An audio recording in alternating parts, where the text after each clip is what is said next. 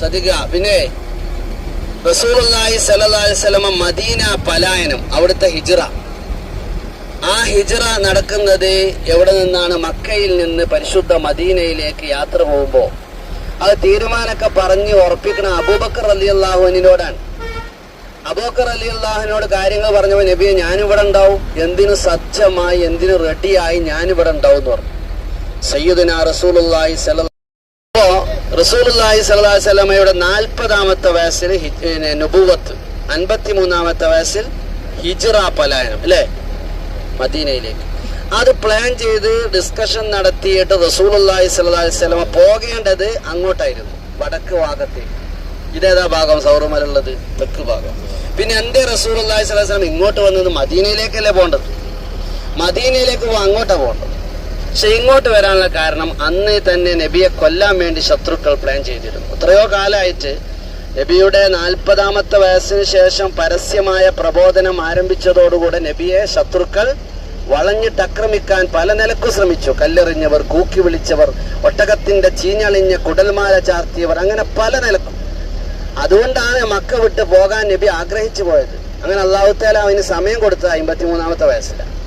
പോകാൻ ഡിസ്കഷൻ നടത്തി ആലോചിച്ച് സിദ്ദീഖുൽ അക്ബർ റളിയല്ലാഹു അൻഹു പറഞ്ഞു, നബിയെ ഞാൻ എന്തിനു ഒരുക്കാണ്, പെണ്ണുങ്ങളെ സംഘം അവര് റെഡി ആയിക്കാണ്. പക്ഷെ അവരോട് ആരോട് നബി നിങ്ങളെല്ലാരും പോരണമെന്ന് പറഞ്ഞില്ല. വളരെ കുറഞ്ഞ ആളുകളെ സെലക്ട് ചെയ്തിട്ട് നബി തങ്ങൾ പോകാൻ ഒരുങ്ങുന്ന ദിവസം രാത്രി തന്റെ പ്രിയപ്പെട്ട മരുമകനായ അലി റളിയല്ലാഹു അൻഹുവിനെ തന്റെ വിരിപ്പിൽ പ്രതിനിധിയായി കിടത്തിയിട്ടാണ് റസൂലുള്ളാഹി സ്വല്ലല്ലാഹു അലൈഹി വസല്ലം പോയത്. ചരിത്രമൊക്കെ ദീർഘമാണ്, ഞാൻ വിശദീകരിക്കണില്ല. അവിടുന്ന് ഇങ്ങനെ വന്നിട്ട് നബി സല്ലല്ലാഹു അലൈഹി വസല്ലം രക്ഷപ്പെടാൻ വേണ്ടി, ശത്രുക്കളിൽ നിന്ന് ഒളിഞ്ഞു താമസിക്കാൻ വേണ്ടി 3 ദിവസം തെരഞ്ഞെടുത്തു. ശത്രുക്കളെ മദീനയിലേക്കാണ് മുഹമ്മദ് നബി പോയെന്ന് വിചാരിച്ചാൽ അങ്ങോട്ട് പോവല്ലോ, ആക്രമിക്കാൻ വേണ്ടി പിന്തുടരും. അപ്പൊ അതിനു വേണ്ടി നബി തന്ത്രം പ്രയോഗിച്ചതാണ് എന്ത്? ഇങ്ങോട്ട് കയറിയത്. ഇങ്ങോട്ട് കയറി മലമുകളിലേക്ക് കയറുമ്പോ അന്ന് ഇതുപോലത്തെ റോഡുണ്ടോ? അന്ന് ഇതുപോലത്തെ പാകിസ്ഥാനികൾ വെട്ടിയ സ്റ്റെപ്പുകളുണ്ടോ? ഇതുവരെ സ്റ്റെപ്പായിരുന്നു, അത് മാറി ഇപ്പൊ നല്ല റോഡ് പോവാണ്. അതൊന്നും ഇല്ലാത്ത ദുർഘട പാതയിലൂടെ ഈ കല്ല് കുന്നിന്റെ മുകളിലേക്ക് നബി കയറി. ഏകദേശം 3/4 കയറിയപ്പോ നബി ക്ഷീണിച്ചു. അബൂബക്കർ റളിയല്ലാഹു അൻഹു ചുമല് വിരിച്ചു കൊടുത്ത് റസൂലുള്ളാഹി ഇതിന്റെ മുകളിലേക്ക് എത്തി, അഥവാ സൗറുമലയുടെ ഉച്ചിയിലെത്തി. അപ്പോ നബി തങ്ങൾ അന്വേഷിക്കണ എന്താ? ഒരു പൊത്തുണ്ടോ, ഒരു ഗുഹ ഉണ്ടോ എന്നുള്ള. കാരണം ഒളിഞ്ഞു താമസിക്കണം, ശത്രുക്കൾ എപ്പോഴും പിന്നാലെ ഉണ്ട് എന്നുള്ള അറിയാം. പക്ഷെ വീട് വളഞ്ഞ ശത്രുക്കൾക്ക് നബിയെ തൊടാൻ കഴിഞ്ഞില്ല അല്ലേ? ഒരു പിടി മണ്ണ് വാരിയിട്ട് നബി തങ്ങൾ അവരെ മുമ്പിൽ നിന്ന് രക്ഷപ്പെട്ടു. ഒരു പിടി മണ്ണ് വാരിയിട്ട് അവരെ മുമ്പിൽ നിന്ന് റസൂൽ രക്ഷപ്പെട്ടു. ഇനി മലമുകളിലേക്ക് ശത്രുക്കൾ വരാൻ സാധ്യതയുണ്ട്. പക്ഷേ റസൂലുള്ളാഹി സ്വല്ലല്ലാഹു അലൈഹി വസല്ലം മലമുകളിൽ കയറിയപ്പോ സിദ്ദീഖുൽ അക്ബർ പറഞ്ഞു, നബിയെ ഞങ്ങൾ കയറാൻ പറ്റൂല. കാരണം ഞാനൊന്ന് അതിന്റെ ഉള്ളിൽ കയറി നോക്കട്ടെ, അതിന്റെ ഉള്ളൊന്ന് അരിച്ച് പൊറുക്കട്ടെ, അതിന്റെ ഉള്ളിൽ എന്തെങ്കിലും ജന്തുക്കൾ ഉണ്ടാവാം, അങ്ങേക്ക് ഉപദ്രവങ്ങൾ ഉണ്ടാവാൻ പാടില്ല. മഹാനായ സിദ്ദീഖുൽ അക്ബർ റളിയല്ലാഹു അൻഹു ഉള്ളിൽ കയറി നോക്കിയപ്പോ ആ ഗുഹന്റെ ഉള്ളിൽ നിറയെ പൊത്തുകൾ, ഓരോരോ പൊത്തുകൾ. നേരെ തുണി എന്തായി കീറിയിട്ട് കഷ്ണിച്ചിട്ട് അതിങ്ങനെ വെച്ചിട്ട് പൊത്തടച്ചു. ഓരോ പൊത്തും മഹാനായ സിദ്ദീഖ് റളിയല്ലാഹു അൻഹു അടച്ചു മാറ്റി. അവസാനം ഒരു പൊത്ത് മാത്രം അടക്കാൻ എന്തില്ല, പിന്നെ തുണിക്കഷ്ണല്ല. കാരണം ഇനി കീറിയാൽ ഔറത്ത് കാണും. നബിയോടുള്ള സ്നേഹം കൊണ്ടാണ് ഇതൊക്കെ ചെയ്യണത്. ഹബീബായ നബിയോടുള്ള സ്നേഹം കൊണ്ട് നബിക്ക് ഒരു എന്നിട്ട് കയറിയിട്ട് ആ അടക്കാത്ത ആ ഭാഗത്ത് തന്റെ കാല് വെച്ച് പൊത്തടച്ചു. എന്നിട്ട് ഇങ്ങനെ ഇരിക്കുമ്പോൾ റസൂലുള്ള ക്ഷീണം കൊണ്ട് മടിയിൽ തല വെച്ച് ഉറങ്ങിപ്പോയി. ആ സമയം മഹാനായ സിദ്ദീഖുൽ അക്ബർ റളിയല്ലാഹു അൻഹു കാല് വെച്ച ഭാഗല്ലേ, അവിടെ ഒരു പാമ്പ് വന്ന് കുത്തി. പാമ്പ് കടിച്ചാൽ നമുക്കറിയാലോ അവസ്ഥ എന്താണ്. നമ്മളൊക്കെ ആണെങ്കിൽ അവിടെ ഒച്ചയും വിളിയൊക്കെ ഉണ്ടാക്കി പായും. മഹാനായ സിദ്ദീഖ് റളിയല്ലാഹു അൻഹു കാല് അവിടെ തന്നെ വെച്ചിക്കുക. കുറച്ച് കഴിയുമ്പോൾ കാലിന്റെ കളറ് മാറുകയാണ്, വേദന കൊണ്ട് പൊളയുകയാണ്, അസഹ്യമായ വേദന. കണ്ണിൽ നിന്ന് കണ്ണിനീരൊഴുകി മുത്തു റസൂലുള്ളാഹി തങ്ങളുടെ മുഖത്തേക്ക്. റസൂലുള്ള പെട്ടെന്ന് ഉണർന്നു. മാതാ യബ്കീക യാ അബൂബക്കർ, അബൂബക്കർ എന്തിനാണ് കരയുന്നത്? മഹാനായ സിദ്ദീഖുൽ അക്ബർ പറഞ്ഞു, നബി എന്നെ ഒരു പാമ്പ് കൊത്തിയിട്ടുണ്ട്. ഉടനെ നബി സല്ലല്ലാഹു അലൈഹി വസല്ലം അവിടുത്തെ ഉമിനീര് കണ്ടെടുത്തു.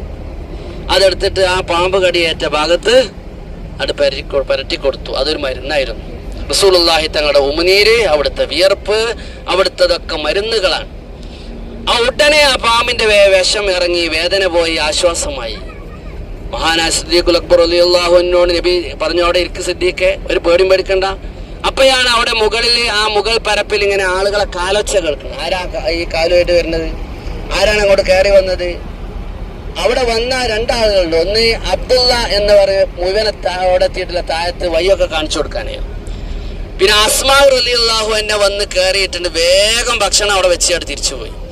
അസ്മാ റളിയല്ലാഹു അൻഹ വീട്ടിൽ നിന്ന് ഭക്ഷണം പാചകം ചെയ്ത് റെഡിയാക്കി മലന്റെ മുകളിൽ കയറി എന്ന് പറയുമ്പോൾ നിങ്ങൾ ആലോചിച്ച് നോക്കണം, അവരൊക്കെ സഹിക്കണ ത്യാഗത്രയാണ്.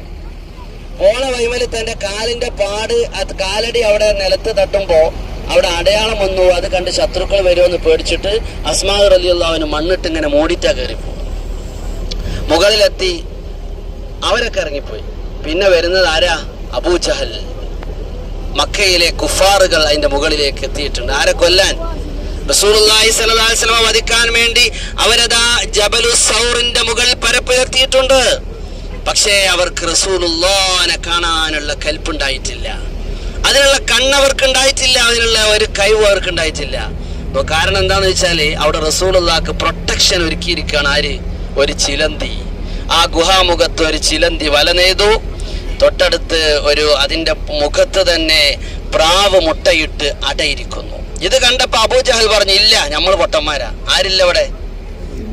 ഒരാൾ അതിന്റെ ഉള്ളുണ്ടെങ്കിൽ ഇവിടെ ചിലന്തി വല ഉണ്ടാവും, ഇവിടെ ഒരു പ്രാവ് വന്ന് തീർക്കുമോ?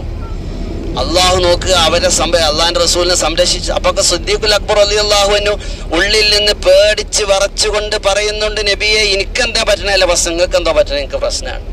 അതുകൊണ്ട് നബിയെ, നമ്മൾ ആര് രക്ഷിക്കും? എന്താണ് നമ്മൾ ചെയ്യുക? ശത്രുക്കളുടെ ഒച്ച കേൾക്കുന്നുണ്ട്. റസൂലുള്ളാഹി പറഞ്ഞു, യാ അബൂബക്കർ ലാ തഖഫ് ലാ തഖഫ് ഇന്നല്ലാഹ മഅന, പേടിക്കണ്ട, അള്ളാഹു നമ്മോടൊപ്പം എന്ന് പറഞ്ഞിട്ട് കൈ ഇങ്ങനെ കാണിച്ചു കൊടുത്തു. എന്താ കാണുന്നു ചോദിച്ചു. ആ കൈ വിരലിന്റെ ഇടയിലൂടെ എന്താണ് കാണുന്നത് എന്ന് ചോദിച്ചു. അപ്പൊ നോക്കുമ്പോ ഒരു കടൽ, സൗർ മലയുടെ അപ്പുറത്തൊരു കടൽ. ആ കടലിൽ ഒരു കപ്പൽ ഇങ്ങനെ നങ്കൂരമിട്ട് നിൽക്കും. നബിയെ, റസൂൽ പറയാണ്, സിദ്ദീഖേ, ഞമ്മക്ക് എന്തെങ്കിലും പോറൽ വന്നാൽ നേരെ കടലിലേക്ക് പോവും, കടലിലെ കപ്പലിൽ കയറി അക്കരയ്ക്ക് പറ്റും, പേടിക്കേണ്ട ആവശ്യം ഇല്ല. ലാ തഖഫ് ഇന്നല്ലാഹ മഅന എന്ന് പറയുന്ന ഏറ്റവും വലിയ സന്ദേശമാണ് സൗർ മലയുടെ മുകളിൽ വെച്ചുകൊണ്ട്, ഗുഹാന്തരീക്ഷത്തിൽ വെച്ചുകൊണ്ട് സയ്യിദുനാ റസൂലുള്ളാഹി. ഇതിൽ നമുക്ക് വലിയ പാടുണ്ട്, വിശ്വാസികൾക്ക് വലിയ പാടുണ്ട്. എന്ത് പ്രതിസന്ധികളും ജീവിതത്തിൽ വന്നേക്കാം. സാമ്പത്തിക ക്രൈസിസ് വന്നേക്കാം, കുടുംബത്തിൽ കലഹങ്ങൾ ഉണ്ടായേക്കാം, കുടുംബത്തിൽ പ്രശ്നങ്ങൾ ഉണ്ടായേക്കാം, ഭാര്യ ഭർത്താക്കന്മാർക്കിടയിൽ പ്രശ്നങ്ങൾ ഉണ്ടായേക്കാം. ആ പ്രശ്നങ്ങളിൽ ഒരു തുണ്ട് കാറിൽ ജീവനൊടുക്കുന്ന എത്രയോ ആളുകൾ. കടക്കണിയിൽ പെട്ടേക്കാം, ജീവിതത്തിൽ താങ്ങാൻ കഴിയാത്ത പ്രതിസന്ധികൾ ഉണ്ടായേക്കാം, കടക്കണികൾ ഉണ്ടാവാം. അപ്പൊക്കെ ട്രെയിനിന് തലവെക്കുകയോ അല്ലെങ്കിൽ പിന്നെ ഒരു തുണ്ട് കാറിൽ ജീവനൊടുക്കുകയോ ചെയ്യുകയല്ല വേണ്ടത്. ലാ തഖഫ്, പേടിക്കണ്ട. ഇന്നല്ലാഹ മഅന, ആര് നമ്മോടൊപ്പമുണ്ട്? അള്ളാഹു നമ്മോടൊപ്പമുണ്ട്. ഏത് പ്രതിസന്ധിയിലും നമ്മളെ ഭാര്യയോ കുടുംബമോ മറ്റുള്ളവരല്ല നമ്മളെ കൂട്ടാരാൻ അള്ളാഹുവാൻ. ഈ ഈമാൻ, ഈ അചഞ്ചലമായ ഈമാൻ, അതിന്റെ പേരാണ് തവക്കുൽ. എന്ത് പ്രതിസന്ധിയിലും ആരെ ഏൽപ്പിക്കണം? തവക്കൽതു അലല്ലാഹ്, അള്ളാഹുവിൽ ഏൽപ്പിക്കുക. എന്തുണ്ടായേക്കാം, അപ്പോഴൊക്കെ എന്റെ റബ്ബ് എന്റെ കൂടെയുണ്ട്. ഇതാണ് ഒരു വിശ്വാസിക്കുണ്ടാവേണ്ടത് എന്ന ഏറ്റവും ഉദാത്തമായ സന്ദേശമാണ് സയ്യിദുനാ മുഹമ്മദുർ റസൂലുള്ളാഹി സ്വല്ലല്ലാഹു അലൈഹി സൗർ മലയിൽ നിന്ന് നൽകിയത്.